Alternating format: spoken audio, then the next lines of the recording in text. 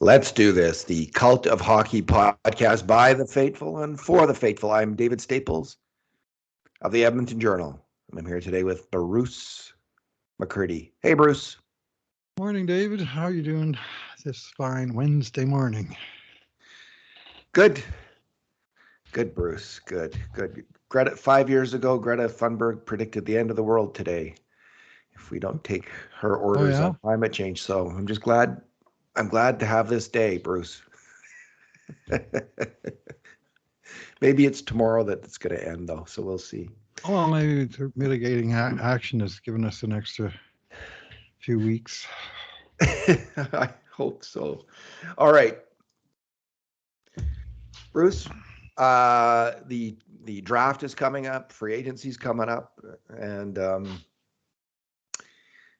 it's pretty clear right now that the Oilers are going to either buy out or trade Cutter Yamamoto. I think Ken Holland was asked in one of his interviews about what he's going to do about the cap, and then just unbidden, pulled this out. He just said, "Well, we're going to have to do something. Obviously, we're going to have to buy somebody out." And then he talked about Cutter Yamamoto in the next breath.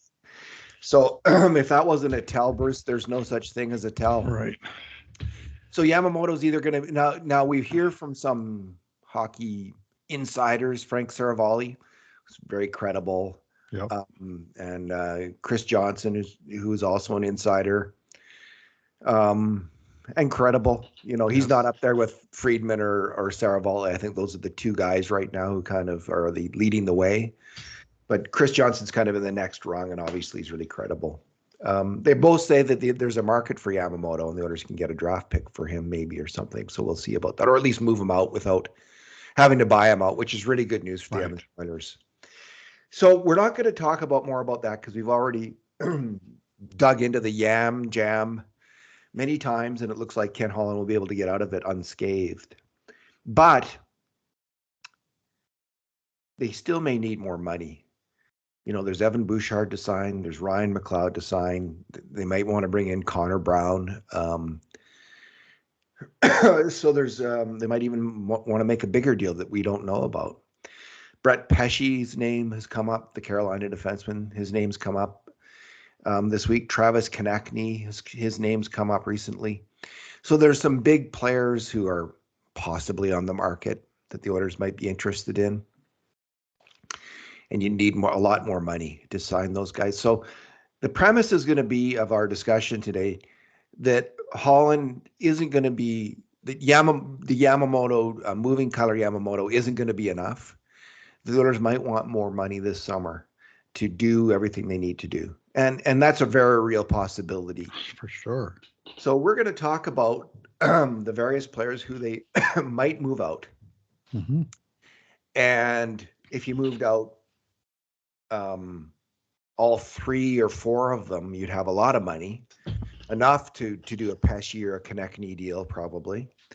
If you just move out one of them, you might have more money to sign Bouchard or McLeod to 2-year or 3-year deals as opposed to 1-year deals, or bring Connor Brown more easily because Connor Brown is the name we hear repeatedly now, and I actually heard him interviewed by Luke Gazdick on his podcast, and he sounded very positive about coming to Edmonton and playing with Connor McDavid. Sweet. So Bruce, that is. It was very encouraging. Did you hear that? Did you see that little clip from him? I haven't set aside to listen to on my walk today. I saw that there was Gazdick talking about him, and I got the gist of it, but I really do want to hear what he had to say. But I've been a fan of Connor Brown for a while, since he was in Erie, to tell the truth. But he and McDavid have that past relationship, and he's in this odd position now, Connor Brown, where he can sign it's like a 35+ contract, the kinds that Bergeron and Krejci signed in Boston last year, bonus laden. And bonus laden, of course, all that does is kick the can down the road by 1 year. So you don't want to make it too laden. with bonuses. On the other hand, we have it on pretty good authority that the cap is going to go way up in 24, 25. I wish they would kind of split the difference and raise it some this summer, because oh boy, would that ever make a difference with the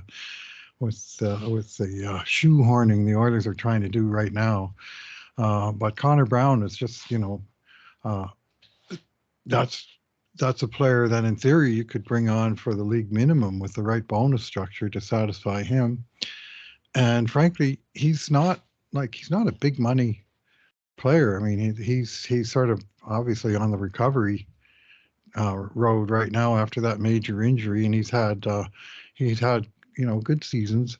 But you'd like to think that the bonus money wouldn't have to be $4 or $5 million or anything like that to bring him in, and a couple mil maybe. And if you can direct that part of his contract to next year's hit when there's more money, then that's probably the way to go in this season.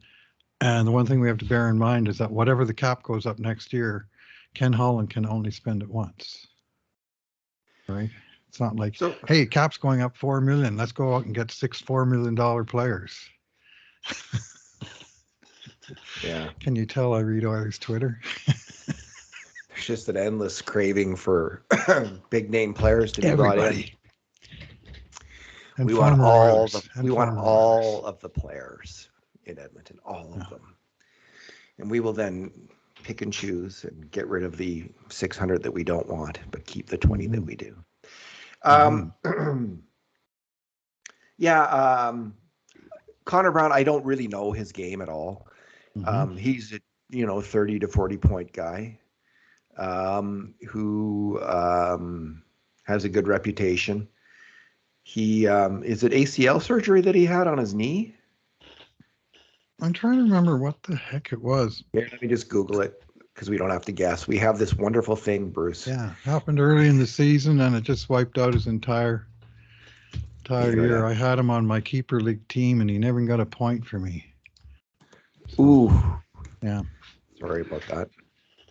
Well, that's the way it goes. I have little to complain about with my team this year, but that was one thing that went wrong early. ACL surgery. I was correct. Good call. So that's fairly major surgery. And he's not young. He's 29, I believe. So you're taking some risk in the player. I think one assessment of how much he was going to make, it was like from the Daily Face-Off, I think it was like $3 million a year for 3 years, if I'm remembering that or something. So it wasn't cheap. Like they thought there would be a market for this player. Right. And maybe there's going to be. I don't know. But he has a reputation as a good defensive player. Yes. I don't really have memory of his game or knowledge of his game. Penalty killer. Yeah. He led the NHL in shorthanded goals in the 2021 season, when it was the silo season where Ottawa just played the other Canadian teams. He had 5 shorties. Very strong on the PK, went and played for Canada in the World Championships and got 16 points in 10 games and leading them to a gold medal. And then the year after, he had 39 points in Ottawa, and then he went on to Washington, where he played just the 4 games. That was a 3-year contract at $3.6 million. But I would suggest at this point he's, I think the bonus-laden one can only be a 1-year deal. Are you sure about that? I'm not 100% sure, but that was my understanding of it, because you got to pay the bonuses the following season. Anyway, he's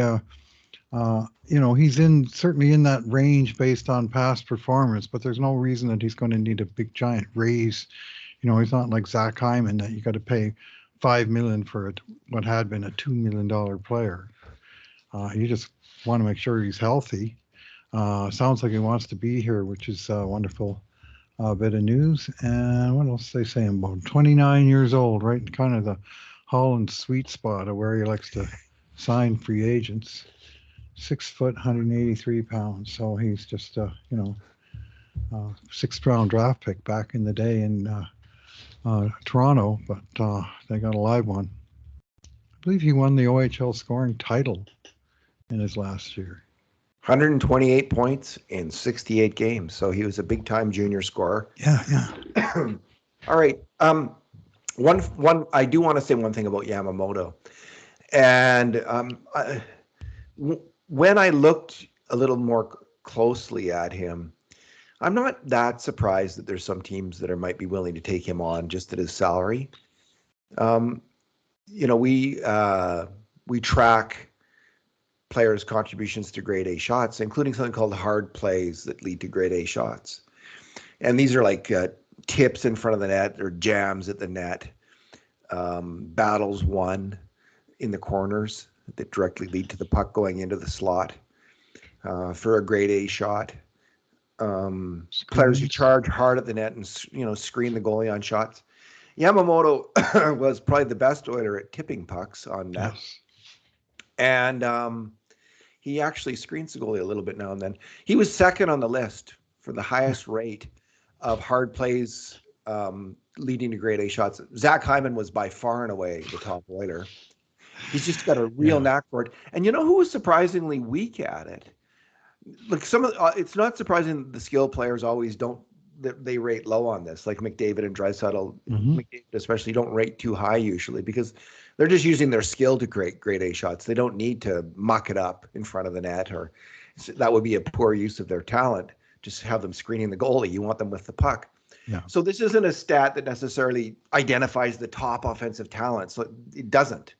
But it does identify the guys who do certain jobs that are really important in scoring goals. And Hyman's at the top of that list. But Warren Foegele was really low on this list. That startles me. Yeah. And it was really interesting, Bruce. And it made me think about him because he doesn't score a lot. And maybe this is why. He just doesn't have – he's good charging the net with the puck. But that's really the limit. There's a certain limit to his offensive level, and it's because he's not very good at all those other things around the net, screening the goalie, tipping the puck, doing that kind of thing. Maybe his job is to go win the puck in the corner, but still that can be a hard player. So can driving it hard to the net, which he's done on occasion. But he does do that. Yeah, but it's not part of his game to be around the net, is what I'm saying. That's an interesting observation. Perhaps. Yeah, I thought. Was that the same last year too? I believe so. Yeah. So this is 2 years running, and he's just not very. It's not his thing. So, for instance, Hyman made 1.6 hard plays per game that led to a grade A shot. 1.6. Yamamoto was half that, 0.8. Oh, jeez. And Foegele was like a Gretzky scoring race. And Foegele was 0.3. Wow. After Yamamoto, Kane was 0.7, was third, and Puljujarvi 0.5. So the Oilers could use, I think, a little bit more of that Hyman like attacker, I think, around the net. Someone who's just got a little bit more of a nose for the net. Someone who, is just around the goalie a bit more, I think, to pair. And so that is Yamamoto. The thing is, he could never finish. He could never get the puck up into the top shelf where Mama keeps the cookies. He just was not able to do that, Bruce. Well, even on net, I just don't know what happened to his shooting ability. But he was good at tipping the puck, but you try and pass it to him in the slot, and it would just go through his stick, or it would bounce. He would fumble it. He would hold it a bit too long, miss the net, and whiff his shots. It was like he had the yips. Like him and Puljujarvi, they both got the yips this year, and they just couldn't finish what looked like, finishable chances. And it's the reason Puljujarvi is out of here, and it's the reason that Yamamoto is going to be out of here. You got top 6 minutes and you're getting chances set up by the big guys, and you blow too many of them, and they're going to start looking for other alternatives. Yes, Puljujarvi's game went down the toilet in Edmonton. Oh, it sure did, yeah. He just was really ineffective and tough to see, but that's what happened. So he was so good last year, and then he got COVID, and rumor had it he got long COVID, and it's everything, like some of his sort of fundamental play stayed, but his skill and creativity I just don't even understand it. It was just like it deserted him. Okay. One other little piece of business before we get into the buyout thing. Zach Kassian was bought out. He was. And there is some people who think the Oilers should bring back Zach Kassian. It's being discussed. Mm-hmm. And I got to say, Bruce, I just think that's crazy talk. Zach Kassian was such a marginal hockey player in his last year in Edmonton. Mm-hmm. And to think, he had a terrible year in Arizona, but he can rebound. Listen, he was terrible in his last year in Edmonton. He wasn't that physical. Mm-hmm. He gets beat up so much in fights now. He shouldn't be fighting. He can't, mm-hmm. So he shouldn't be fighting. Maybe he will fight. He shouldn't be fighting. He doesn't win his fights. He's not much of a hitter, and he can't play. I just think that's the last guy he's done as a player. He was great for a little while in Edmonton, but he's done. Yeah, well, people were saying, well, you can get him now at the league minimum. He's a good character guy, team, all that stuff. But I didn't see a long list of things that he was going to do for the team other than be a tough guy on the fourth line. And frankly, I'd rather have Klim Kostin as a tough guy on the fourth line who can still play a little bit. And Kassian, to be completely fair to him, he took an awful battering, especially in his last year in Edmonton. A couple of it was fights where he got punched. I think Zach McEwen got him in the preseason. Another was he took a slap shot in the head by doing exactly what we were just talking about, going to the net, trying to create a screen for the goalie. And every once in a while, that's a cost of doing business. But he took 2 or 3 real headshots, and I worried that, how was, what was going to go on. So he did go to Arizona. The Oilers unloaded him with a couple of draft picks, but all of his contract, which was critically important. And he just played the 1 year in Arizona. And I kind of tracked him, David, and it didn't take much tracking. He played 51 games there, 2 goals, zero assists. He played 9 minutes a game. He had 25 shots on goal for the entire season and 32 hits, and he was minus 18 for Arizona. Now, granted, he's on a bad team that's going to bring some of those numbers down, but I can't imagine he's going to play anywhere in the NHL. And the idea that he's going to come back and magically recreate the 2017 Kassian against San Jose in the playoffs, that just isn't going to happen. So no, it's people like him, kind of like the idea but it just is not realistic, and it would not be a move that would improve the team, in my opinion, even a tiny bit. They moved on when they needed to move on. He should go play in Europe if he wants to continue to play, I'd say. I think he's done, David. I think he's done, and I worry about they had injuries, and I worry about where his head is based on what he did and didn't do in Arizona, whether he's lost his I don't want to say will to win, but just he's so beat up that he kind of went through the motions a little bit. He was doing that here too, so yeah. All right. Happy retirement, Zach. At least you're going to get paid. He was for a couple of years a pretty effective Edmonton Oilers hockey player. So, and a hero of the 2017 playoffs for sure. He was great. He was fantastic. But that's like 6 years ago, which is in hockey power forward terms. That's like power forward years. Yeah, that's right. Power forward years are the same as dog years. They really are. Yeah. Okay, Bruce. Don't worry about Evander Kane, honestly, David. Anyway, let's move on. Yeah, no, it's fair to worry about Evander Kane, and you get banged up, and it's hard to keep going. It's just a tough sport in that way. Okay, Bruce, the list of people that they might consider buying out if they need the extra money: Cody Ceci, Warren Foegele, Brett Kulak are at the top of the list. To be discussed. And, Mark Spector suggested the Oilers might trade Ryan McLeod to Philadelphia to get Konechny. Not going to happen. No, that's not going to happen. It was an interesting prediction. And he said called it a prediction, but I predicted if the Flyers are going to get a trade for Konechny, you're going to have to give up a first pick and Ryan McLeod, not a second pick and Ryan McLeod. That might do it, but even then it's a bit of a stretch. But so we could talk about Ryan McLeod in this context as well. Bruce, who would you, if you had to make, let's say you got to move another contract, you've made the decision. Who are you moving out of that group of players and why?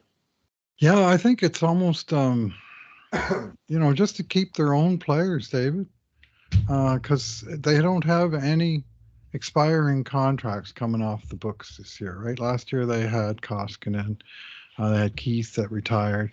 And so when it came time to pay a big bunch of raises to guys like Nurse and Kane and Foegele and Yamamoto for that matter, they at least had a pool of expiring contracts where they could draw cap from. This year there are none, right? Like all of the guys that they're paying over $1.25 million is the biggest expiring contract that the Oilers have on their books right now, because they had one in Puljujarvi, but of course they traded at the deadline and then used the cap space on another long-term contract in Ekholm.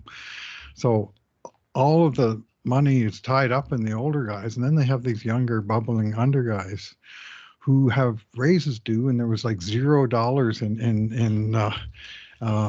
in extra cap at the end of last year, and the numbers just don't add up. Like you don't have any minuses, you just got pluses, in terms of any significant amount. Or so far they've had signed 2 contracts that were expiring or expired that for players next year. They signed Derek Ryan and saved $350,000 against the cap. That was some good work. But they signed Stu Skinner with an extra $1.85 million against the cap, and just those 2 transactions alone, the cap's gone up by $1.5 million with the same guys they had before. And there's just too much. Bouchard is obviously the big one, and McLeod, and even Costin that are RFA that are due raises of some sort. And there's no pool to draw on. I'm not sure moving on to Kyle Yamamoto and bringing in a cheap replacement for him and saving, $2 million or $2.3 million or whatever it works out to be. It's not going to pay for all of that. I think they are going to have to move a second guy, or they're really going to have to get creative in some kind of bigger trade. Okay, so you're convinced they actually are going to have to do that. They got to get rid of another. Yeah, okay, I think so. Unless you can somehow convince Evan Bouchard to take a 1-year Ryan McLeod style extension for way less than the numbers that people are bandying about. Like what, $3 million or something, or $3.5 million? Well, to get him 1 year at say $2 million, maybe that's the sort of thing. But I just don't think it's going to happen. They got it with McLeod, but Bouchard put up 2 40-point seasons from the back end, and then he scored 17 points in the playoffs, 15 power play points in the playoffs. Remember that is going to really up his value. And Holland did I think it's level best, David. Like if he'd started Bouchard on the power play last season, he might have got 70 points. And as it was, he used Barry right up to the trade deadline. And then he made his move for Ekholm and promoted Bouchard. And Bouchard came from the depths of lousy stats to wind up with 40 points. And then again, that performance in the playoffs. And you and I have talked about this in podcasts in the past. You don't want to give those power play minutes to the guy whose contract is expiring, and to the best that he could. Holland didn't. And still Bouchard put up the numbers, and there's a recency bias that, every time Oilers get a power play, Evan Bouchard gets a point. Well, we're going to have to pay that guy. And so it's a real dilemma on whether they can get him for 1 or 2 years. There's no chance that they can do what some people want and go with the 8 times whatever big dollar figure. It's just not there. It's funny, Bruce. They talk about him getting on Oilers Now. Bob Stauffer's been talking about getting he could be a 50, 60 point defenseman. He could be an 80 point defenseman. He could be an 80, 90 point defenseman, Bruce, easily. On that power play, yeah. he could easily get 60 power play points. Not easily. The way he was in the playoffs, Possibly. 15 of them in 12 games. Probably do no that one's over ever the season. You've got 100 points on the power play alone. Probably no one's ever gotten 60 power play points from the point in the history of the NHL. But he could, as a defenseman. But that was a bit of an overstatement on my part. But he could get a point a game. That's not crazy talk at all, because that's kind of what he got. Once he took over from Tyson Barrie, he proved to be, like, there was lots of people who are worried about that. And I don't think we were so worried. You'd have to go back and listen to the podcast. But I thought he was ready, and he was. He was better than Tyson Barrie. And you know what? We talked a lot about strategy, about when teams play this zone defense, which the Oilers are going to face just an endless stream now of zone defenses all next year. They're just going to pack in the slot now because that's what worked with Vegas. The one way you're going to beat it is Evan Bouchard hammering that puck from the point. To beat the zone, you must hammer the puck as hard as you can and accurately as you can into that pack of players. Not everybody can do that very well.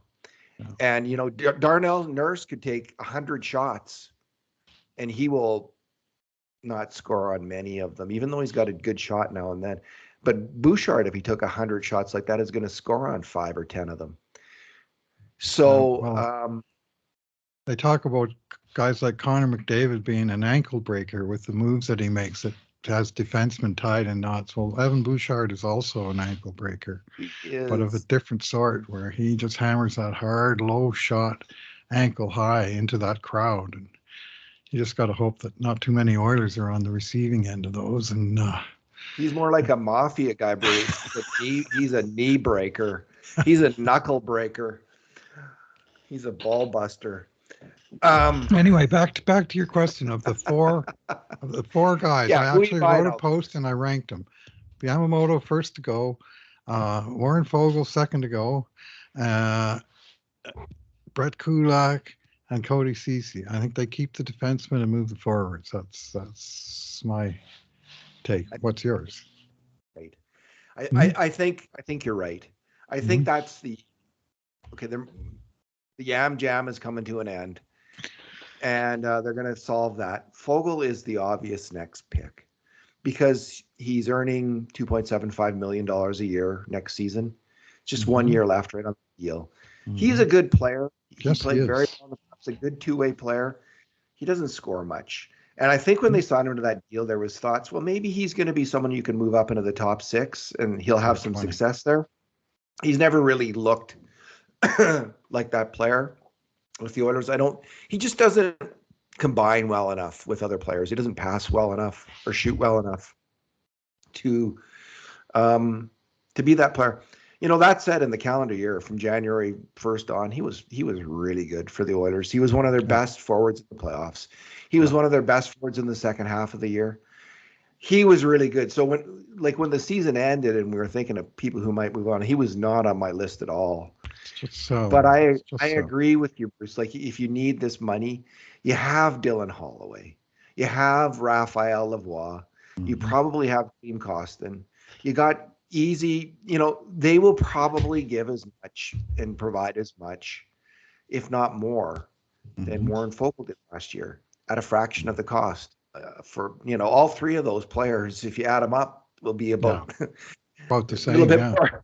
Well, Costin's going to be a little bit expensive. Right, he'll be more next year. But last year, if you took Costin, McLeod, and Ryan, who were the three very regular line mates for Foegele, I think they made $2.8 million among them, and Foegele made $2.75. And I like Foegele. I think he's a good player. And the more I dug into him in this post, the more I thought, geez, that guy's had a good season. His possession numbers, first on the team, playing on the bottom 6.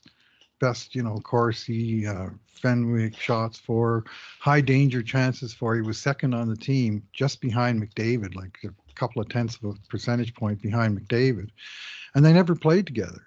And they were both on the ice for like 60% of the high danger chances on playing on separate lines. I mean, that's dynamite. But unfortunately, his line didn't convert that many. And that said, in the bottom 6 role with nothing on the power play, 13 goals, 15 assists in 60-odd games, that's pretty good production. Like, he did get goals and points. Not a lot, but not none, It's not like he's Colin Fraser down there in the bottom six, getting 5 points all year long. Yeah. He was getting the odd one, the odd big one.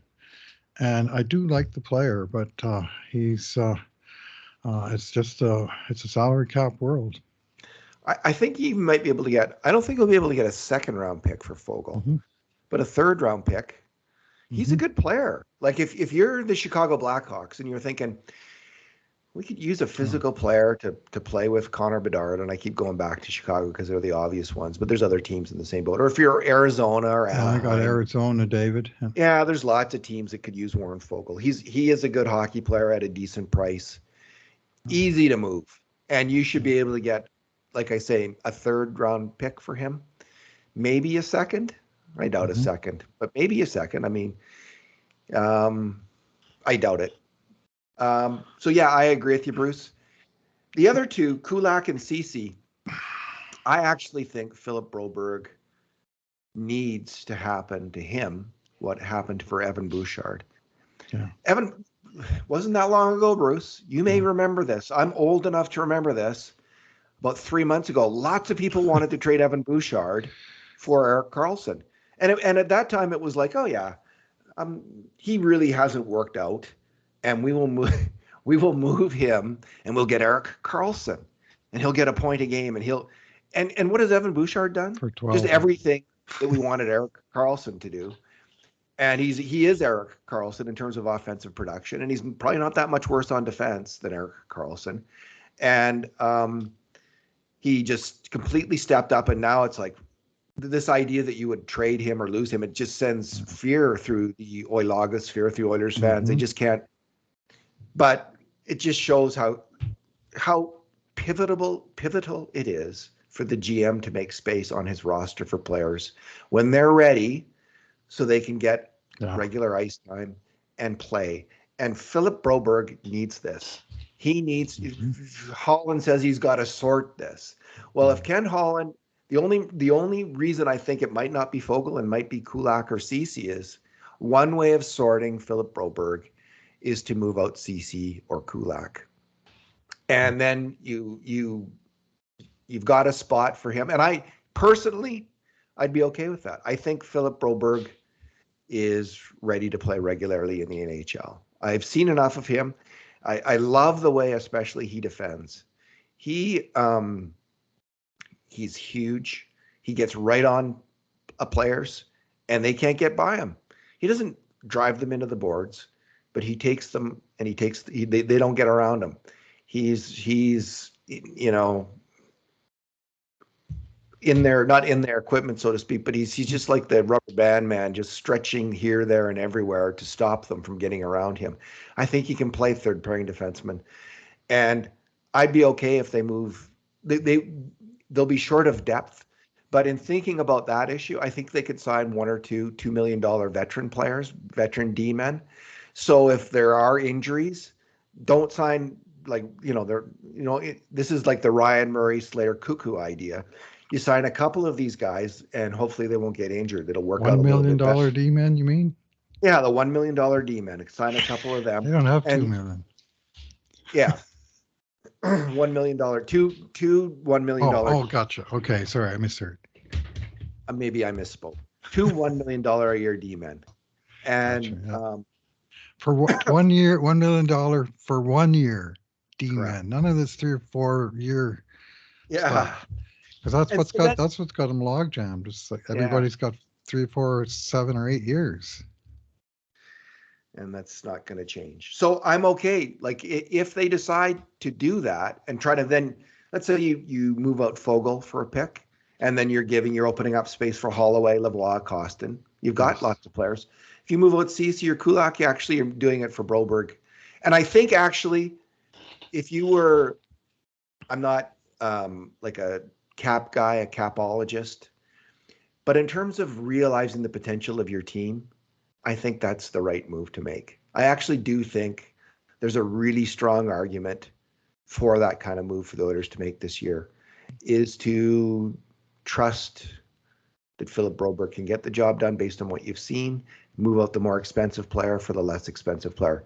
You certainly do not trade the less expensive player in Philip Broberg, which is on the minds of many people. Yeah. They want to see Philip Broberg moved out. The smart teams are thinking, we'll give you our more expensive veteran player who has a lower ceiling than Philip Broberg, and we will take him. Thank you very much, Edmonton Oilers. That's what they are hoping Edmonton does. I think that would be a classic mistake. And if Ken Holland makes it, I'm not going to be happy. Well, he can't afford to trade cheaper for more expensive. He just can't. I mean, Broberg's still on an entry-level contract next year, $863,000. There's bonuses there that he's unlikely to make, and even if he does make them, they'll be next year's problem. But as a former first-round draft choice making under $1 million, I mean, it's his turn to step up, and I mean, it's his platform, season 2, of course.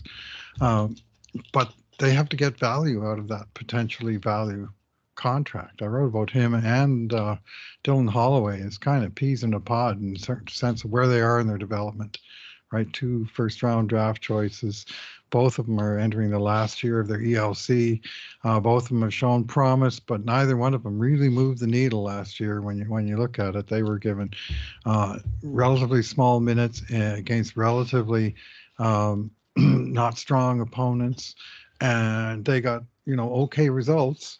But neither of them really moved the needle, and the Oilers badly need both guys to step it up in 23-24, and to do that you need to have a chance. Well, you can see clearly now that Dylan Holloway, there's going to be a couple places when they move out forwards, and he'll get a shot up there. The defense is a little more cluttered because everybody's signed.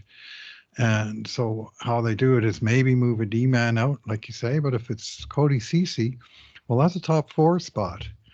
Cody Ceci last year, he spent 37% of his minutes playing against the very top opponents and another 37% against mid-level opponents, and he played not very much at all against the bottom tier guys.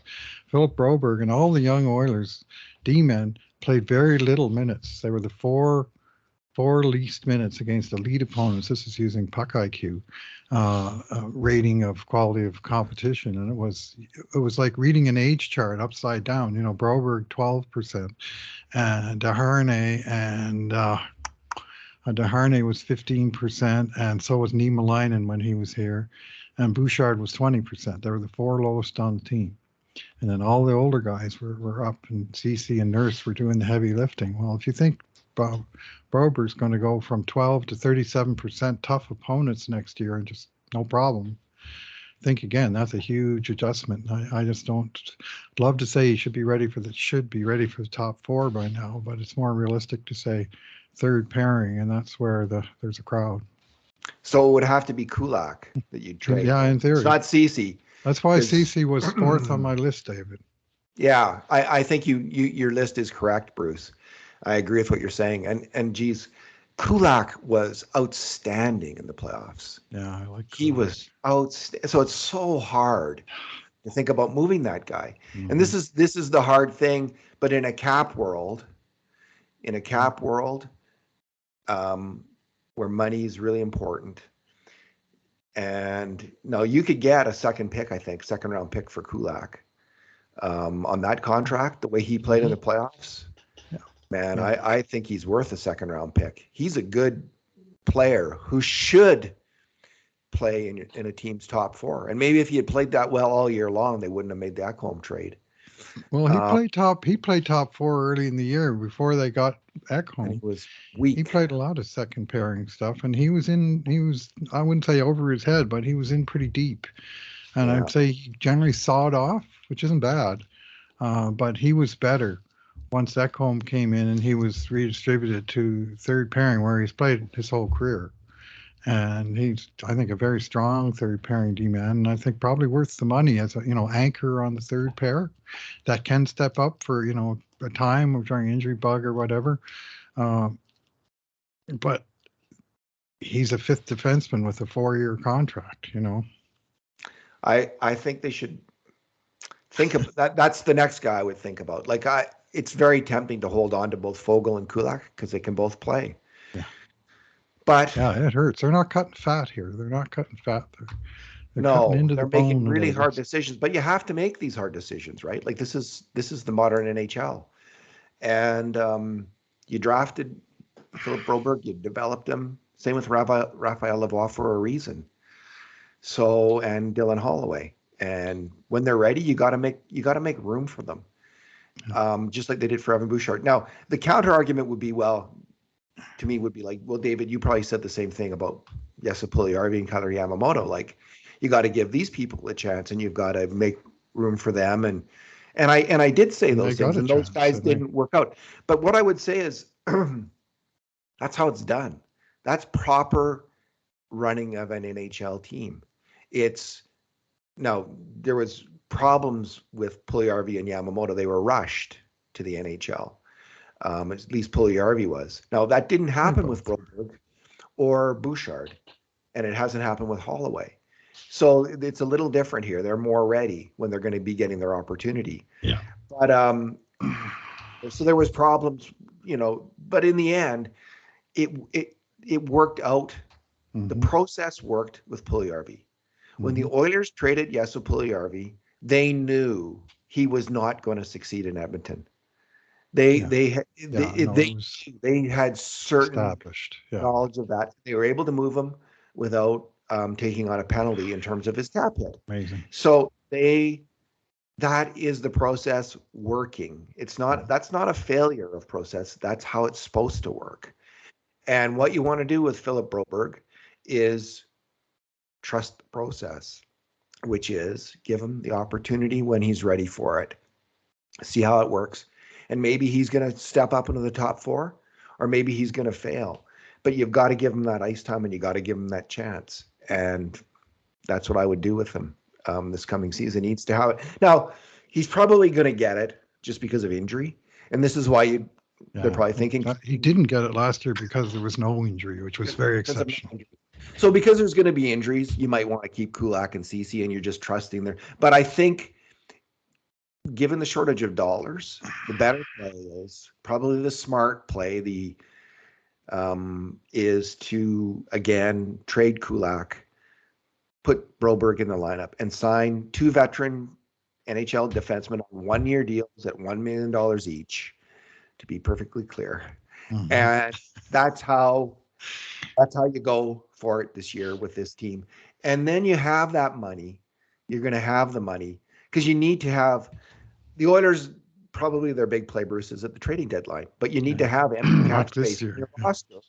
You need to building up that money so you can actually splurge at the deadline, and you can't do that if you're pressed up against the cap. Yeah, you need to get below the cap in order to do that. Yeah. Anyways, David, here's my hot new candidate for a trading partner, Arizona Coyotes. Yeah. And it was let slip by Frank Saravalli yesterday, and this really surprised me, but he's a very good source. He said that the Arizona leadership group, ownership, management, or whatever, is committed to making the team better this year, which is a big surprise after about 25 years of being a crap group. The whole franchise has been I joked to a friend yesterday that the greatest defense pair in the history of the Arizona Coyotes was Chris Pronger and Shea Weber. Neither of whom had ever played a game there. They just were old contracts, go to die, right? Yeah. And yet they're talking about, we're not trading Keller, we're not trading Schmaltz, we're not trading Krause or Hayden, our top guys here. We want to add to that. We want to build around that. And then you look at their draft riches, which have them with 8, 10, 12 picks this year, 8, 10, 11, 12, 14 picks next year, 11 picks the year after that. 7 round. Like they got so many guys, I can't sign them all, and they got no room in the minor leagues for them all. So they can take some of those picks and turn them into actual players. I mean, this year, for instance, they have Oilers' 3rd round pick from the Zach Kassian deal. Now, if you're saying, well, Connor Yamamoto's a pretty good player, he just needs the right kind of opportunity. Warren Foegele's a pretty good player. Package the two of them for one pick, second pick or third pick or something, but get that cap space.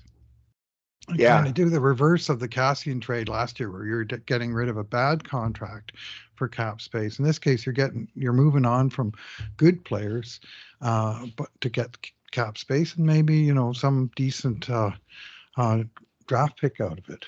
They got 4 third-round picks this year. One of those would look pretty good. And Edmonton's got 3 picks total: a second, a sixth, and a seventh. So. Yeah. And the way the Oilers cover themselves is, again, like, you can move out these players, and you're giving Holloway, Raphael Lavoie, and Philip Broberg a shot, but you cover yourself by bringing in players in the Derek Ryan camp who you can bury in the minors and not have a cap hit, right. But who, if these other younger players fail, you have guys who can slot in. Matthias Janmark might be in that same camp. So you bring in 1 or 2 more forwards and 1 or 2 defensemen in that category who can step up and play. And the key is finding those guys. It didn't work out with Ryan Murray last year. He wasn't good enough, and he didn't work out. And maybe he was injured all year, and maybe that's the reason why. But that's what enables you to think along these lines a little easier, because what would be the difference between the difference between a player like Derek Ryan and Foegele is minimal. Ryan was as effective as Foegele was last year, but you can't always count on that, which is why you so in 2 or 3 of them. Because if the guy you bring in doesn't work out, then you've got another one. And so I think you load up. If Daryl Cates is Jason Demers, wasn't it? Load up. Yeah, Jason Demers. Now that was do a better job of getting those guys. Yeah, that's your whole strategy. You're looking for them, you're courting them, you're thinking about it, and that's what you do. You replace these 2 or 3 players who are making $3 million a year with 3 or 4 players who are making $1 million or less a year.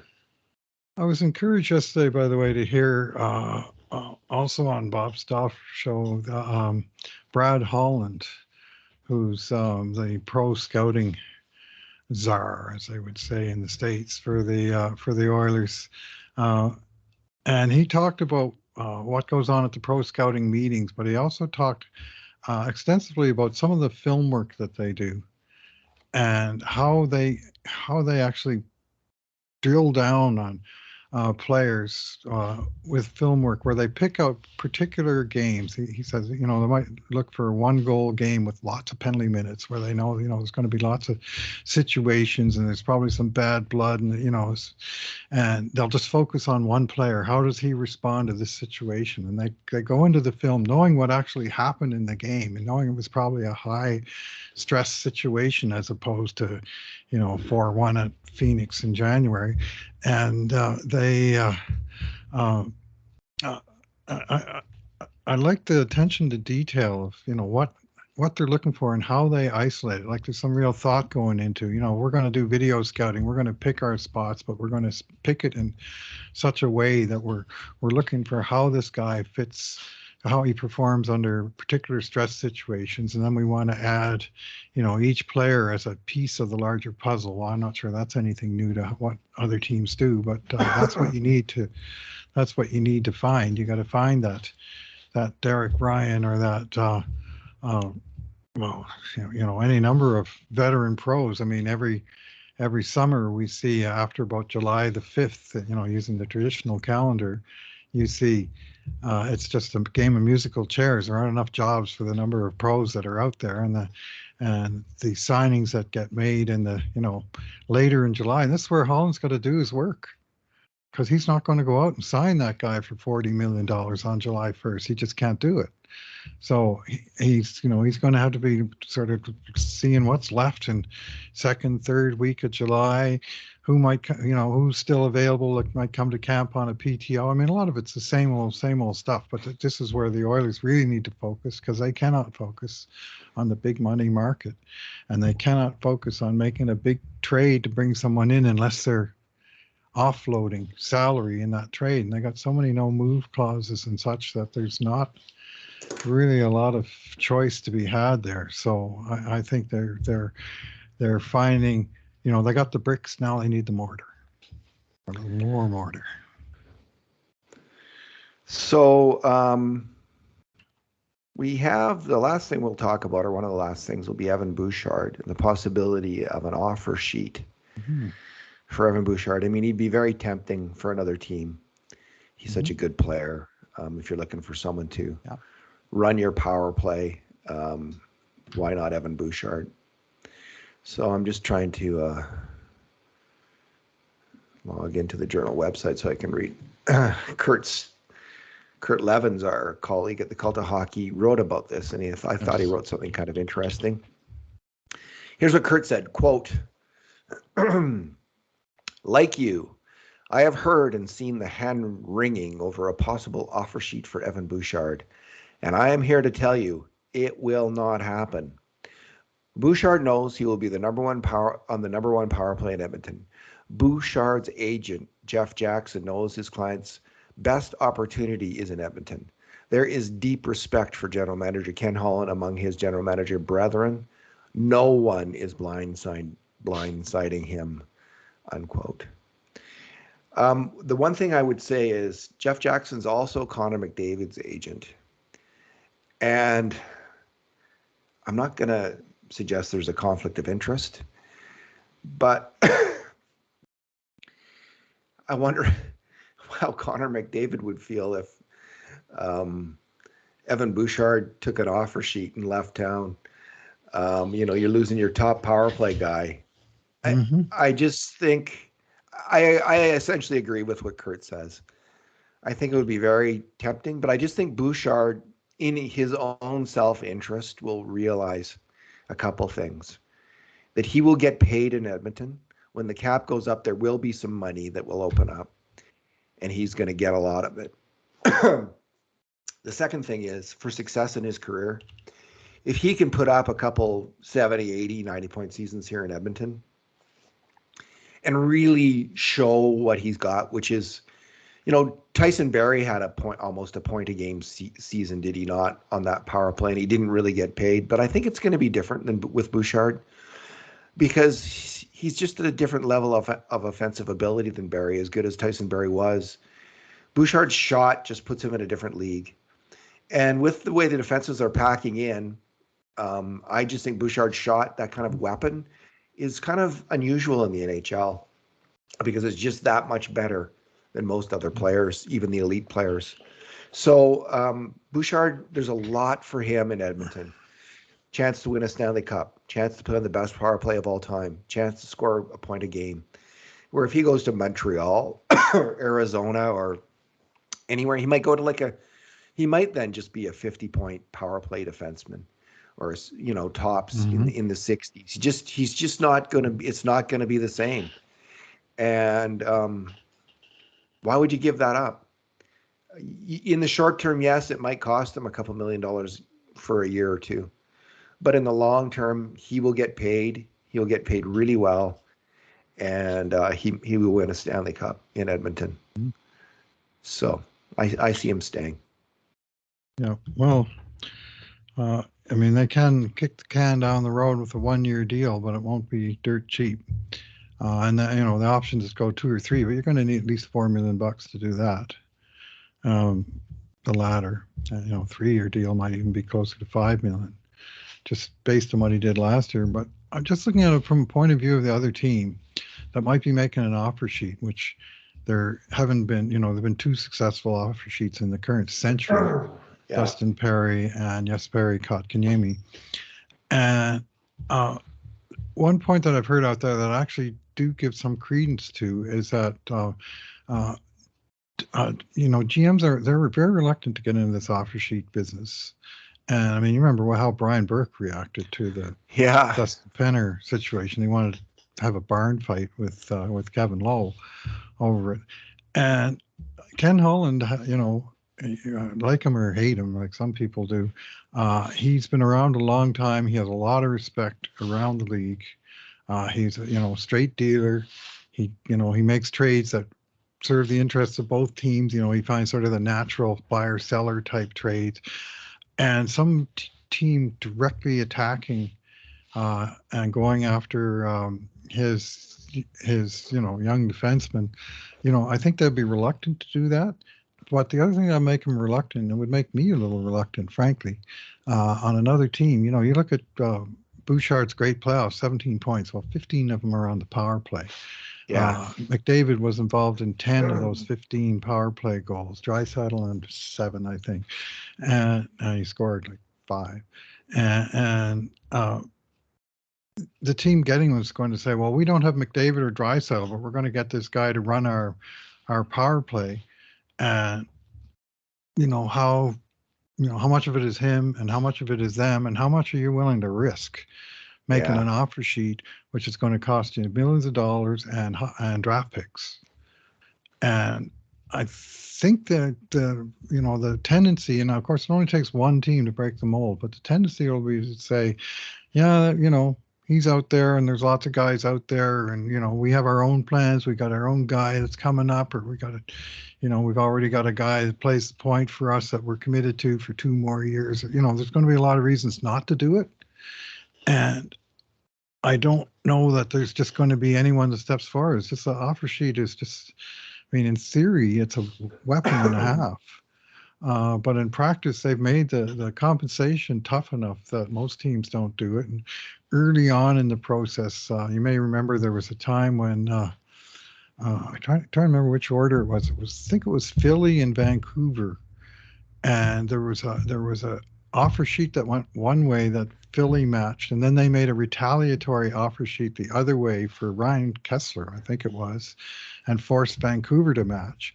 And it was just like, not only are you not going to get our guy, we're going to force you're going to make us pay a guy more, and we're going to do the exact same thing to you. And it just kind of chilled the market for that. So it's almost more of a footnote, this offer sheet business, and it really is a every other year you kind of get one that gets made, and then usually that one gets matched. So it's there's a lot more column inches wasted about offer sheets than is justified by actually successful ones that change the landscape.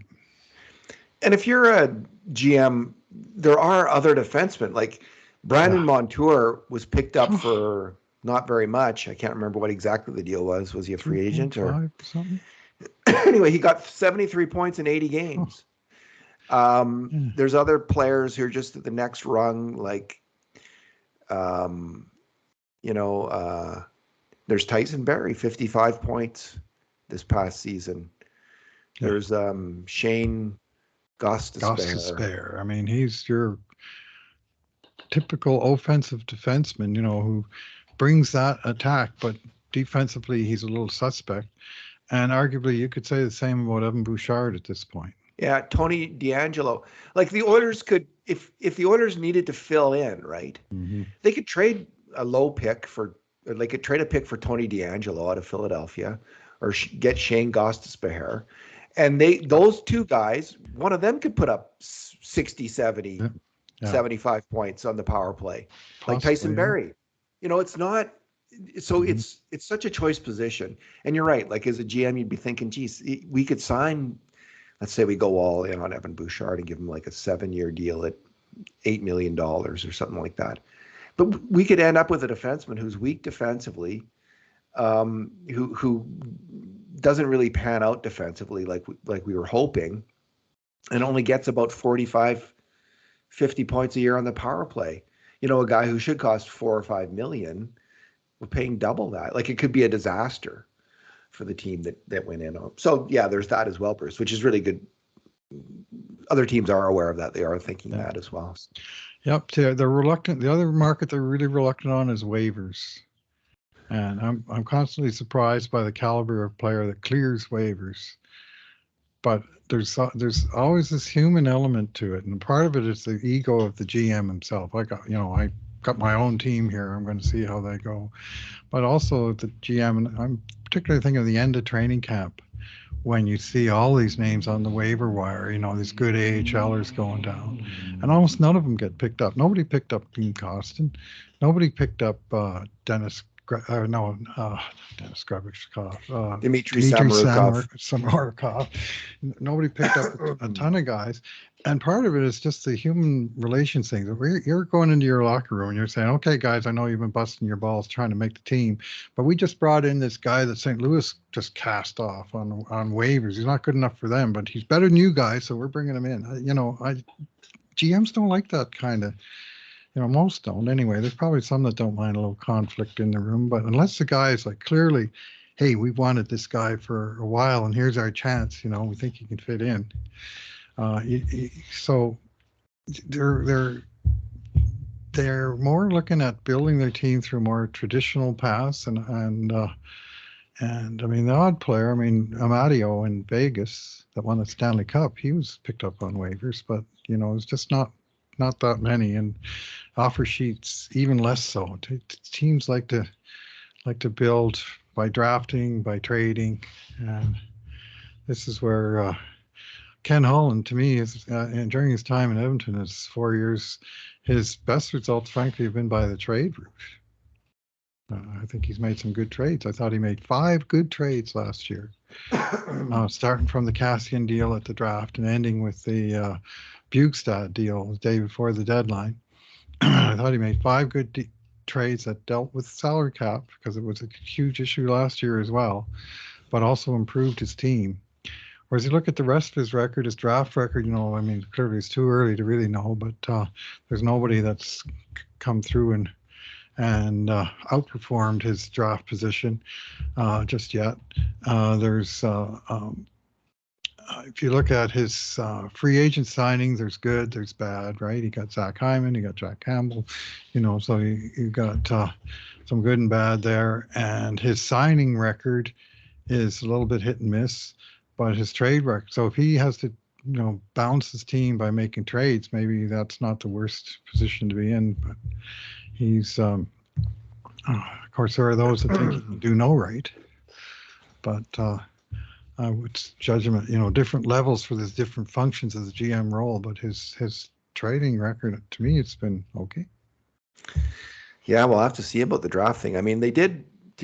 There was the one pick that worked out in that Reed Schaefer was turned into Matthias Ekholm. Mm-hmm. And that's because Schaefer had a pretty good year, yeah. Apparently enough of a good year that Nashville really coveted him, and they were able to trade him and this year's first pick for Matthias Ekholm. So well, Nashville just traded Tanner Jeannot for 5 draft picks, you remember? So they needed to replace him on the roster, and I think that's exactly the kind of player they got in Reed Schaefer, and maybe a better player. So sometimes it's just a matter of finding a team that just created a void and saying, well, here's a guy who can fill that. Yeah, we'll see with Reed Schaefer. You just never know. Like, he was essentially a point-a-game player this year in the WHL, and that's not super high-level scoring. It's not the kind of scoring that you typically see of a player who's going to play in the top 6 in the NHL, right, for instance. Right. You got to be a cut above that if you're going to make that move. But sometimes big and physical players carve out their own life in the NHL. So we'll see what happens there. You never know.